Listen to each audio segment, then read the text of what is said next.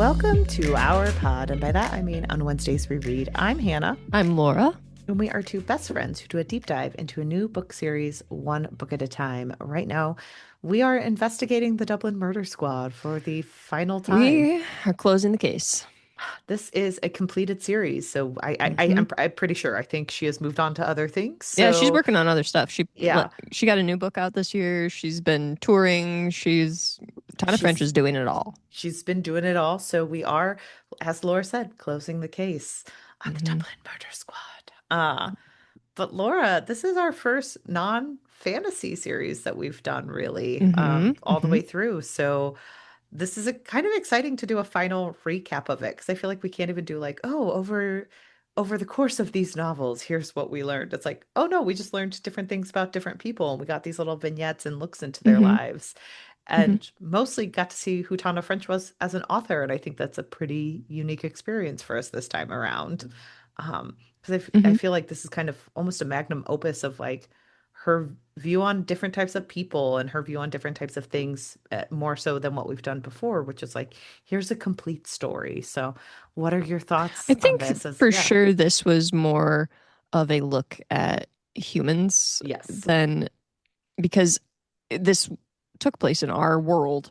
And so I Mhm. think not that fantasy books don't look at the humans and human conditions and everything, but I do think this was more poignant Yeah. because we were dealing with real life situations that happen to people and the kinds of stress and traumas that actually occur in our even some of our lives. Yeah. We know people who have experienced this, or maybe some of our listeners have experienced some of the things that have occurred in some of Tana French's books. Hopefully, not the extreme violence, but they're like poverty hmm and sexism, racism, all of these Mental things, illness or mental family illness, members with mental illness. familial trauma, Hmm caregiving, like so many of these things are very prevalent in the real world. And so I think this is maybe the first series and why it sticks out to us maybe a little bit because it felt very topical. Like a lot of, and we're living in a world where it seems like bad things are happening all the time and we can't keep track No. of which bad things are I happening don't know at what you're what talking given about. moment. All right, that's right. Anna went on Artemis and was on the moon. She was left there. Sitting silently in a cockpit as someone spoke Yes. with the pregnant pause Oh, that the entire world heard. so telling.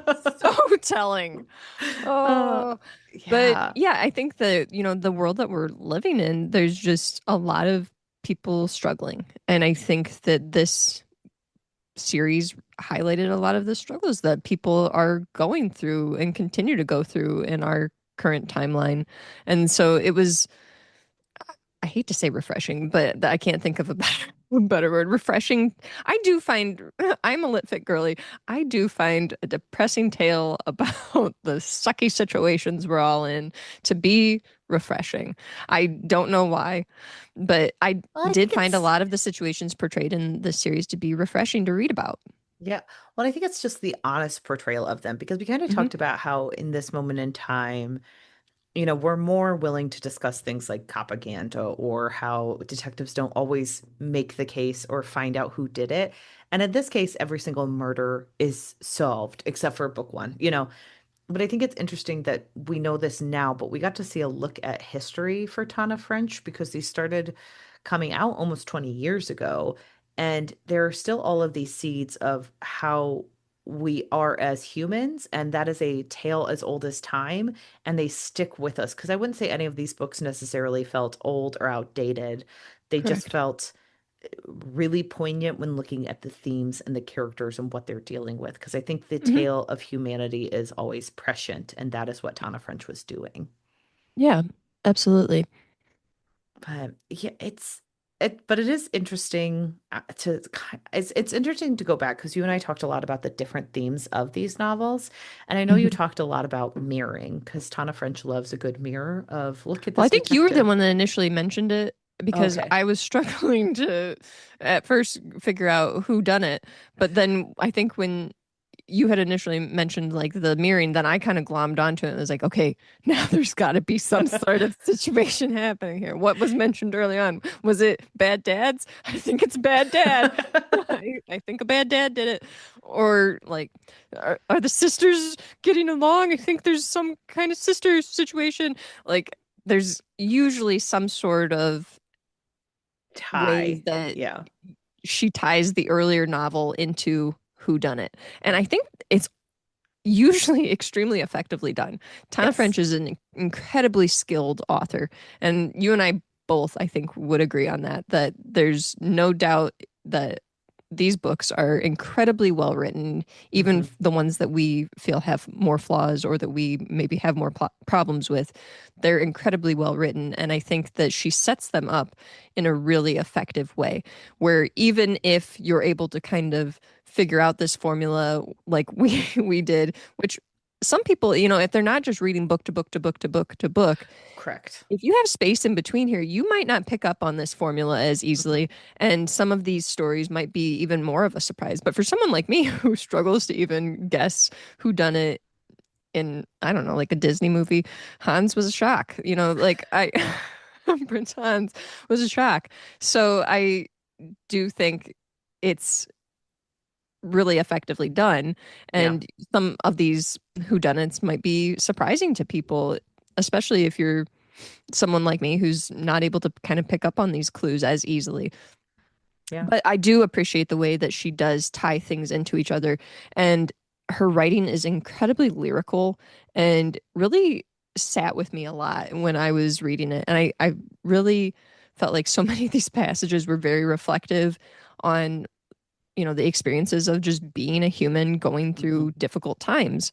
And many times they were the POVs of the detectives, but that doesn't mean that they're like the detectives just because, propaganda doesn't mean that they're not experiencing difficult things in their lives. Correct.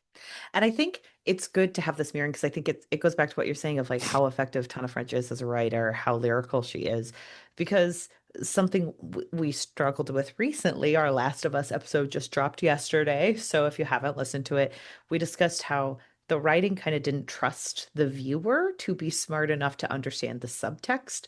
And I think Tana French does a good job of never saying like, because my sister has mental health issues, I realized other people have mental health issues. And so baby monitors were showing a problem. It's like it's a I mirror would say because that it's Tana French almost goes the opposite direction in yes, trusting the reader so much that she doesn't need to fill in all of the gaps, right. that she doesn't need to lay out every single step, like, well, actually, this happened, and actually, this happened, and then this happened, and then this happened. Hmm. She'll tell you what happened, but she doesn't need to reveal everything. And there's still this like mysticism that's kind of Correct. swirling around too, that, well, maybe this could have happened. And stories are a little open ended because we Yep. had which book was it? It's not Faithful Place. Faithful Place. A Um, secret place? Scorcher's book. What was Scorcher's Oh, book? that was Faithful Place. No, Oh, that's Faithful Faithful Place. Place. Okay. Yeah. Faithful Place was the one that I think you and I Oh had wait, no, like it's Broken different. Harbor. I'm Oh, so Broken sorry. It's Harbor. Broken Yes. Harbor. Yeah. Broken Harbor was the one that you and I had maybe different ideas of like how things went down, because I was like, I Hmm. think a gas leak occurred. And it was never said that that occurred, but it could have. I Yeah. mean, and I think that French trusts her readers enough to say, you know what, if that's the ending that you feel happened, then it could have. Yeah. No, I 100% agree with that because that's also the book I was thinking of, Broken Harbor, when it was like, she doesn't tell you, like, oh, because Scorcher's sister has mental health issues, he's going to start thinking about those things. And I think even if you ask the detectives, most of them are a little bit in their own denial train, and they almost would deny that their own family life had any effect on the story or the plot. Hmm. And I think that's an interesting way to look at it because I think in a lot Hmm. of other, like, mystery novels or detective novels, you usually have the detective having that realization on their own. But here, French is like, no, no, no. We are all affected by how we are raised or what life experiences we have had. But that doesn't mean that we know that we have those things that affect us. So she does a really good job of just introducing us to these characters and letting us figure out who they are without even them knowing who they are at the end of the book. Because I think, you know, if we go back to the likeness, Cassie, I don't think Cassie knows if she wants to be engaged at the end. I think she is, and we both thought it was probably a mistake. But like Hmm. we got to see her make those mistakes and we had a read on her that she wouldn't have even had on herself. And that's it's interesting character work. Yeah, I do think I appreciate the way that French lets her characters be flawed because Yeah. that's why I'm hesitant to be like it's not propaganda be because Yeah. I'm hesitant to say that because like it is a little bit of propaganda because we're upholding these books about cops and at the end of the day we're all trying to like follow the law, but Hmm. I do think French does a really great job of making the characters, the detectives that these are centered on, very flawed people. Yes. And that's unique because we don't have a situation where it's like a Jake Peralta where we're like, Hmm. we love Jake and he does no wrong and he's always good and Hmm. Jake is the best. And don't come at me, Brooklyn Nine-Nine fans, and be like, well, in episode 6 of season 2, he told Amy that such and such and that was I sexist. mean, Like, don't come at me, people. Like, I get it, no. Jake Peralta's fault. But I'm saying in the context of this book, or this book series, we are presented with characters who are deeply flawed. And I Yes. think it's not only relatable, but something that's important to portray because we need to recognize more that people are put into these intense situations who are dealing with baggage and emotional trauma of their own going into these high stressful situations. Yeah. No, And they 100%. impact them directly. I don't know how we always are finding detectives that are directly connected to a The pool's situation. just Like, so got big. any detectives Uh, with dad issues? I got a case for you. O'Kelly is like, I didn't see that murder coming because I'm usually just so good at telling people's trauma to them. Yes. This one O'Kelly seems is the like some kind of caregiver situation. Anybody got a caregiver situation? uh, that would be very funny if like the ending scene of all of these books was O'Kelly just sitting in his office being like, I'm usually so good at assigning the right cop. How did I get it so wrong? Oh, Like, uh, and I think it's good. These books are really effective because I also found myself disagreeing with Tana French in some of her views, like in Trespasser absolutely. and like being frustrated with some of her views on the overall arching like look at people, but I also think that that's exciting to read about in a book where like an author is willing to have a point of view that you do not always agree with, but you're also kind of safe to disagree with. I think that that's also You know very what? interesting to have. This is going to be controversial, but I think this has been one of my favorite series to cover Oh my gosh. simply from the standpoint of we have been able to pick out so many things that we liked about this series and the writing and found like deeply meaningful moments. But I think I also appreciate it from the standpoint of we found moments that we disagreed with Hmm. takes that French made. I think particularly there were some portrayals of women that you and I did not feel okay with. Yeah. And I think that that is an excellent thing, honestly, in reading that Right. I don't think that we should always read things that we're like 100% no notes. This is absolutely perfect. I think that this is great. I think it's actually important to take reading and think critically about things. And even when the writing is excellent and we feel deeply connected to one book, in the next book, if we're able to pick out something that we're like, this sits weird with me, and Yeah. I don't know how I feel about it, I think that that's really important. And I think that this series for me has been that, where I've been able to go from book to book and honestly chapter to chapter and kind of pick out things that I'm like, I'm deeply connected to that happening. Or if we've kind of talked through things, even sometimes thinking, well, now that you mention it that way, it kind of makes me feel different. I Yeah. don't know how I feel about that. And I think you and I have struggled. I think I mostly have struggled with some of the portrayals of women in Mhm. this series. And I think that that's an interesting thing to think about as women reading mysteries and thrillers because we're the primary audience for We are. mysteries and thrillers. Yeah. White women in particular are primary audience for these things. And we need to be able to take a more critical lens and notice, are we seeing good portrayals of women? Are we seeing, and why are certain characters portrayed in a certain way? Are there biases that are coming out in the writing? Are there things that we need to be looking for more, et cetera, et cetera? Correct. No, I 100% agree. And I do think the look and the discussions we had about women were really important. And I feel like, and this is not to say, the rest of our seasons aren't something we loved, but they've been interesting because I feel like throughout the rest of this, we've had like breaths of fresh air, which is like N.K. Jemison's work, where we're both like, we just love N.K.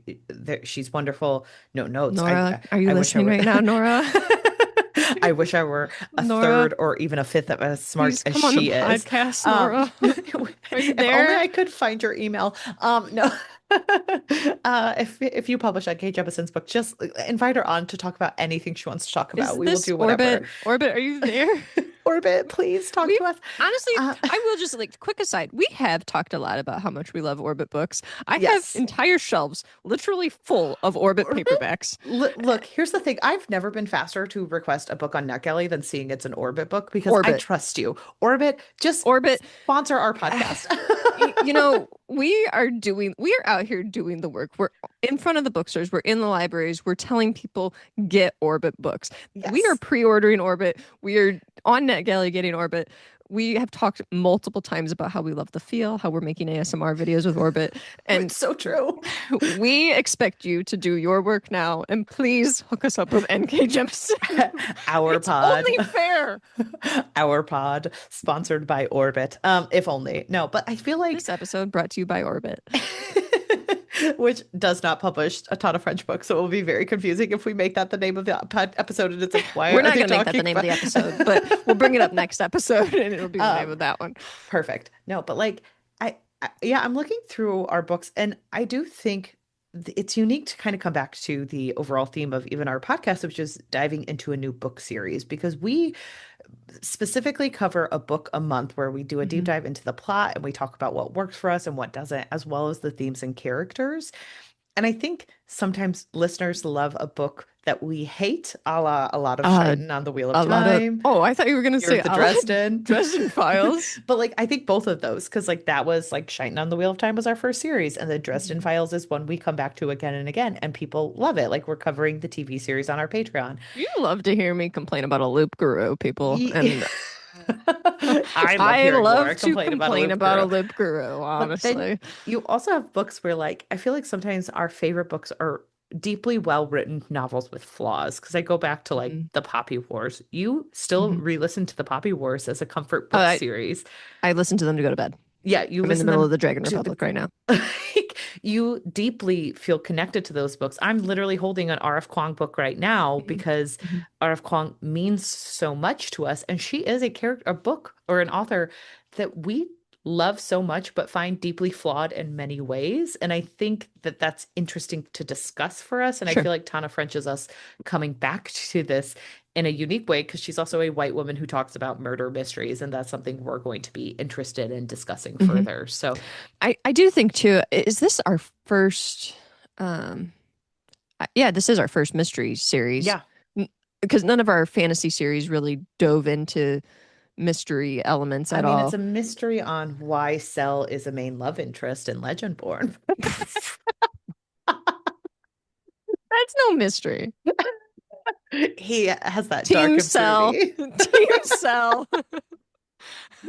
But I Team Cell. Except we Tracy, why did you try so hard to get us to love Nick in the last in the book? last book, it Hannah, was you're like, is Nick distracting me. unproblematic? Sorry, Okay, listeners, Hannah's often like, I have ADHD. And then in this episode, she is purposely distracting me. And she's like, listeners, you determine who actually has ADHD.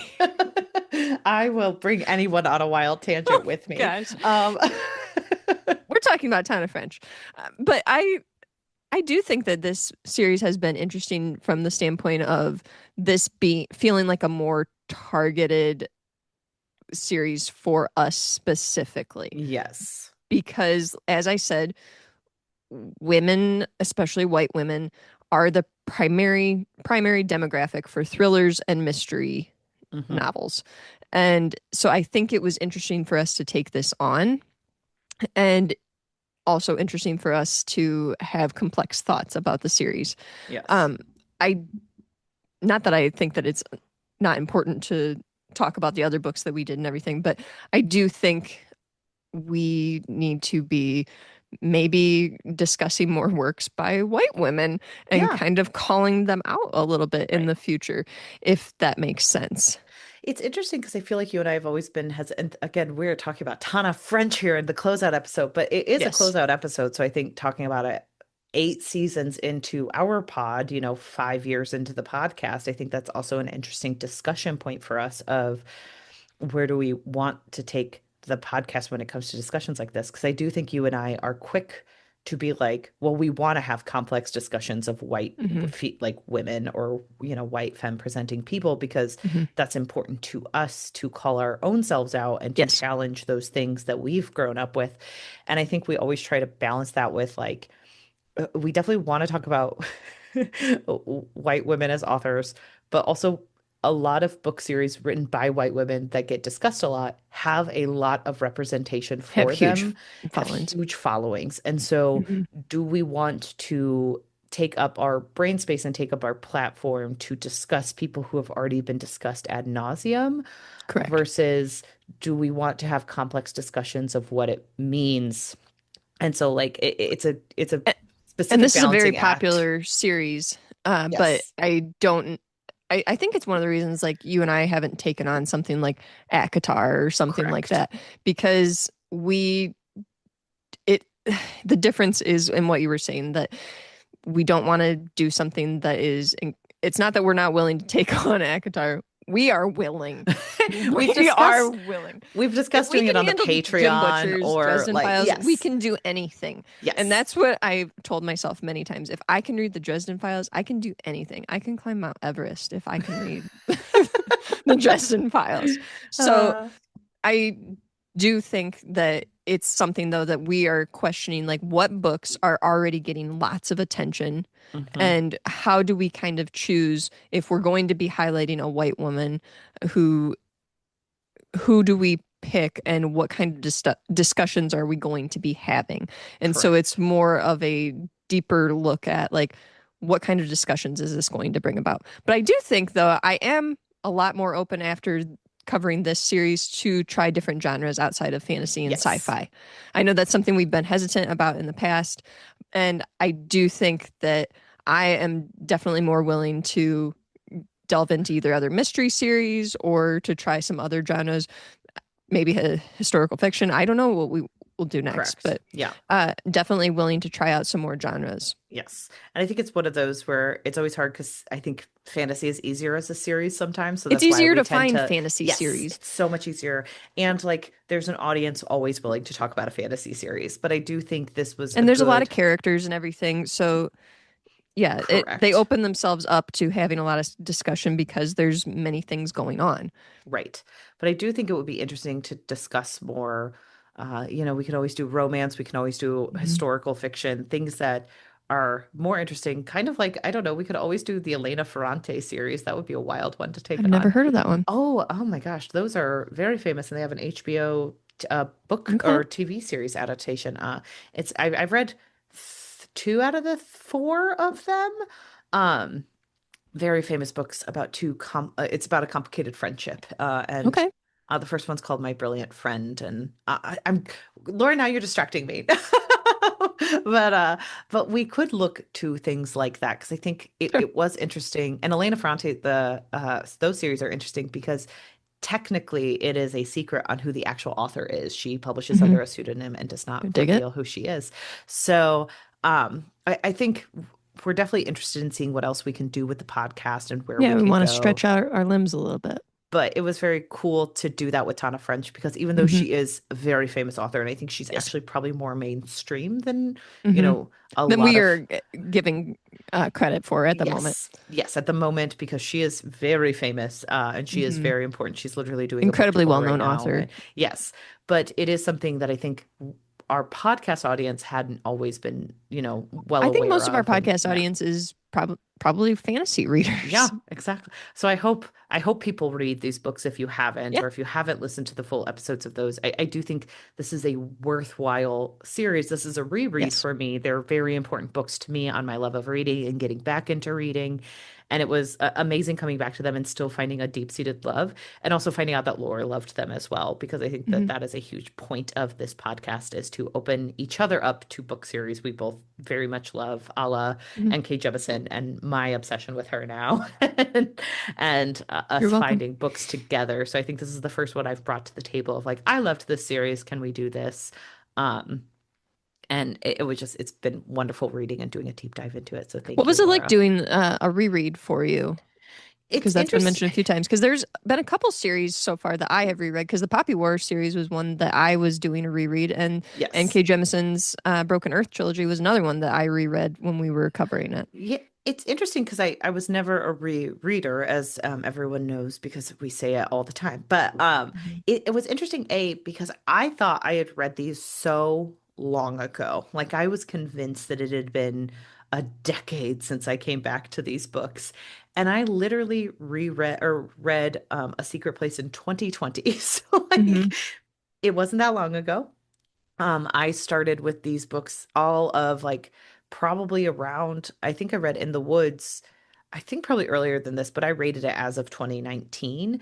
And Hmm. that's so weird to me to realize like so little time has passed, because so much of my life has happened in a very condensed amount of time, a la like graduating law school, getting a job in big law, getting out of big law. Like I read these pretty much during my time in big law, which is just strange to think about. But it's wonderful coming back to them, because I think it's making me appreciate rereads more this year, and Hmm. making me much quicker to come back to books that I've read in the past like 7 years of me reading, and saying like, Sure. oh, it's okay to come back even though I read this 7 years ago.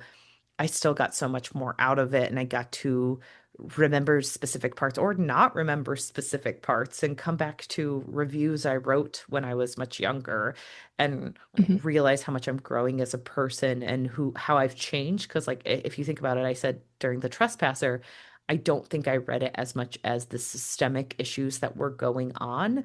And I read it in a book club, and I think I probably wasn't challenging myself as much as I could have back Yep. then to look at the deep, like I think, I knew it was racist and I knew it was sexist, but I think I was more on board with Tana French's reading at the end of it the first time around, of like, oh, it was just one man who was racist. And then the second time I'm reading, I'm like, what are you talking about? This is an institutional issue, and Yeah. we should be like, Conway should be angrier about that. And Yeah. I it's interesting to kind of come into my own with that, and really teach myself that like reading changes as you go on. And Yeah, I've done, I think yeah, honestly we both have grown as readers because even like us kind of this is like almost like a reflection on the podcast type pod.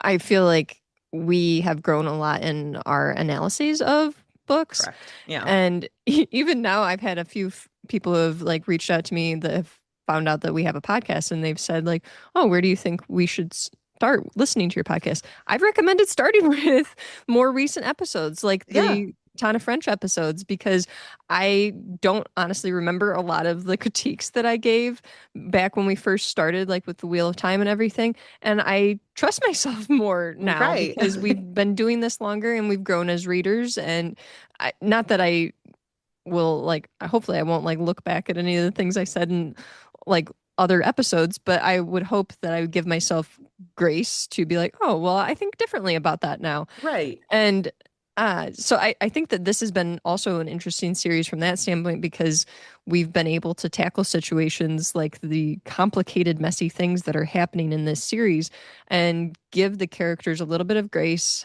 and think of things from multiple angles. Yes. I would heartily agree with that. I even think like it's the post N.K. Jemisin of it all, where we took on a very difficult trilogy for us to speak on. And I think you and I were very nervous going into those, and then saying like, okay, well, like even if our voice is complicated, we're still doing what we can to really bring a good look at all Is of that what we these covered different right before things. this? Um, oh gosh. Well, we I did thought a we were year covering that, Dresden. We did Dresden, but Okay. it wasn't a clear cut Dresden, because we come back to Dresden. So Yeah. Dresden is season 6. We covered Hmm. 3 books in between, but Broken Earth trilogy was technically our last The season. last So full yeah, series. Okay. yeah. And then Dresden, we got to books what was 9. it?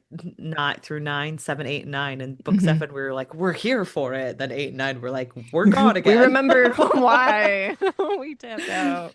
He Ah. he really fooled us with that book 7. Fool me Um, once, Jim Butcher. Fool me 9 times.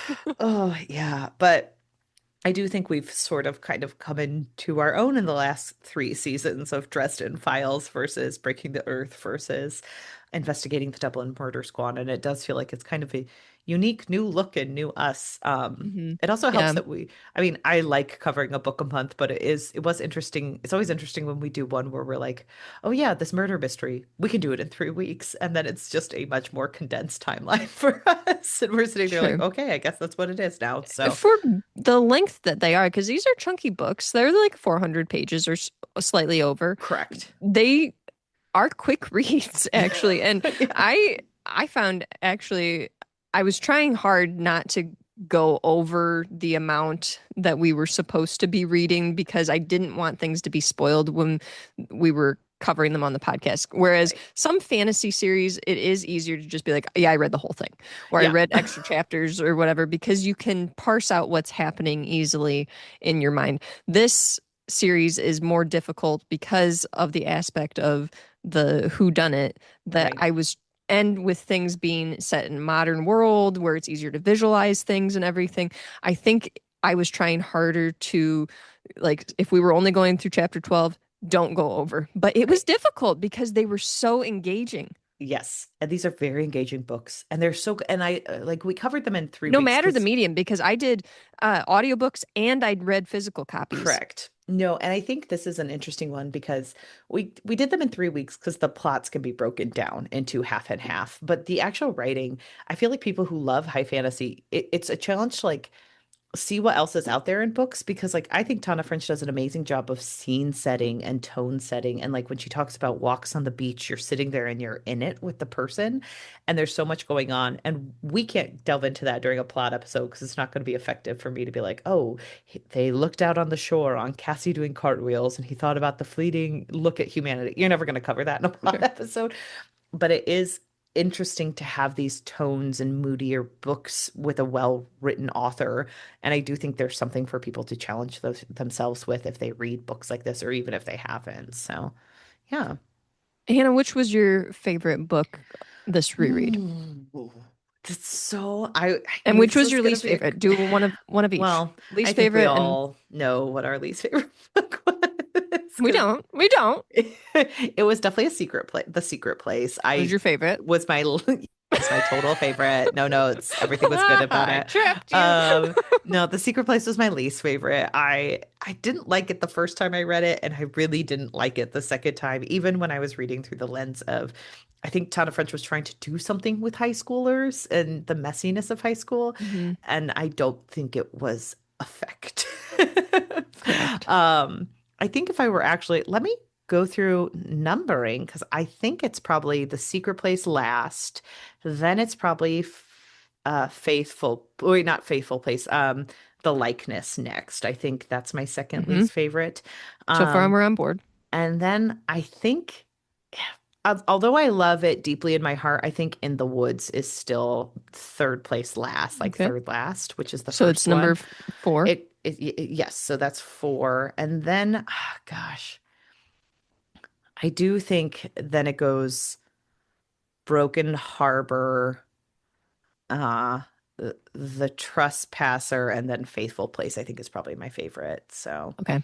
yeah. So I would flop uh Trespasser and Broken Harbor with you. Okay. I would, and you know what? I would almost put Broken Harbor number 1. Oh, I that's am half tempted news. to do that, You but should. I'm not because I think Faithful Place was just such a deeply meaningful book. But I also took so much away from Broken Harbor too. And I thought Scorcher was an excellent character in that book and just a really unique portrayal that those 2 books in particular, Faithful Hmm. Place and Broken Harbor, I thought were absolutely excellent. And Perfect. I would highly recommend them, especially to people who are like me that like a depressing lit fic. Yeah. Like, Well, and I think that says something though that you and I can both be like, oh yeah, the bottom, we totally are on board with the other person's vote. And then the top three, it's like, oh yeah, but I'm totally on board with what Laura said. And I think that that is very valid. And I think you can't go wrong with I any honestly think it's like, valid, even if people say that they like the trespasser the yeah, best. that's true. I think you can flip those top three any Hmm. direction. Yes. I don't think you can put the secret place in the top three ever. I I, don't I think you can. I wonder if that's for a younger audience. Like if you found someone who was just out of like Maybe, high school or someone who was like just out of college and they're still in the thick of those emotions, if you could be like, maybe. this is so deep. And but I'm like, I don't know. And in the I woods, also do see in the woods and the likeness connecting with readers, though, more so than the lit fic of it all that correct. I'm getting into. So Yeah. I can see people moving my lit fic babies down Yeah. and then putting the likeness and in the woods up because they're more thrillery. I actually think when I was younger, I didn't like Faithful Place and Broken Harbor as much. Like I think they weren't as important to me as a reader because they were getting into the lit fic and kind of the doom of it all. And I think I did prefer In the Woods and the likeness during the likeness I'm not sure I ever preferred, but I did remember loving In the Woods so much and just thinking like all the books were excellent, but not having that Hmm. like depth to be like, ooh, Faithful Place is this tragic family retelling Sure. and you should really appreciate it. I think it probably was a little bit like, oh yeah, we all know the brother did it, da, da, da, da, da, Hmm. and so I wonder if I read them first more as murder mysteries, and so In the Woods got pushed up because it was such Sure. an effective storytelling to have the, And you know what? In the yeah, Woods is an excellent debut. it It is. really is an excellent debut, even for like its flaws. It's an excellent debut. I can't Mhm. believe that she just like stepped out and was like, "Here you go," and Here's it my was my award-winning amazing. book, my Edgar Allan Poe award-winning book because everyone was like, this is amazing. So, yeah. And then to just continue to knock it out of the park with these books one after the other is fantastic. Agreed. Did you have a favorite character? I mean, we all know who Tana French's favorite character was because Frank Frank. Mackey, so it's Hmm. hard not to love Frank.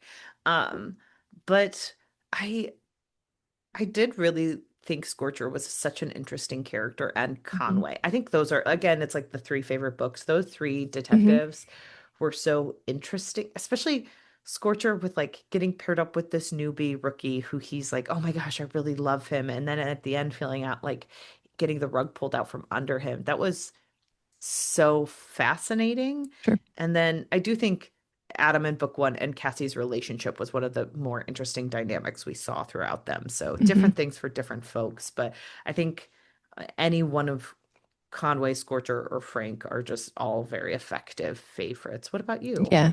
I think Scorcher is the one I'm going to say. I do agree though that like you can't go wrong saying Conway or Mackie were your favorite characters. Not and this isn't us being like these are the correct answers.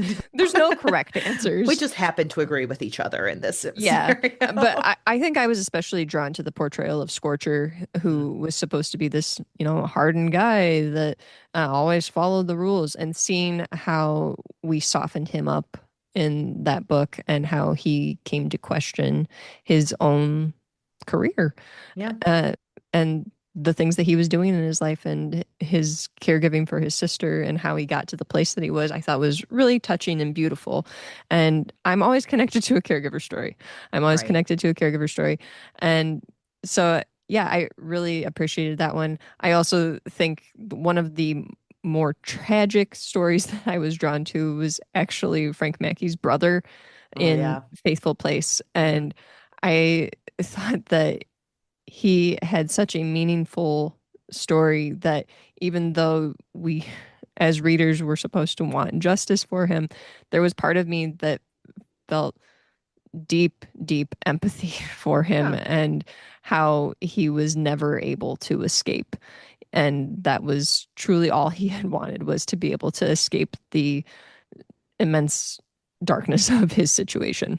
Well, and it's so that one was so interesting because we talked about how I've weirdly read like at least two books about tragic Irish families before Faithful Place, and Mhm. how like it's a look at how society and how like your community can fail you sometimes because that family was failed by everyone kind of going along and getting along with their abusive father.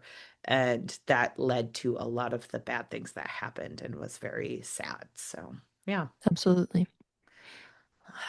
Laura, any final thoughts on Dublin Murder Squad before we I loved close the it. case? I loved I'm it. And I am going to check out her other series.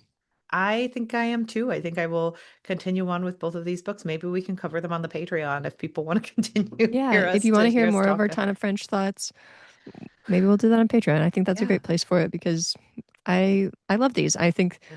they were really easy to consume. It's nice to be able to, I think you and I consume now a lot of fantasy and sci-fi, Hmm. that it was kind of a nice breath of fresh air to be doing our quote unquote homework for the podcast that wasn't fantasy or sci-fi. Yeah. And I think we just really enjoyed these. And yeah, I'm excited to check out more of her work and her newest work too, even. Yeah. Well, guys, we are slowly going back to the year of the Dresden. We're going to do Mhm. an indie mission, of course, and we're I going to was be going to ask covering. Hannah before we get too far, do you have any things that you would feel comfortable throwing out to the readers of series that maybe you would like to cover in the future?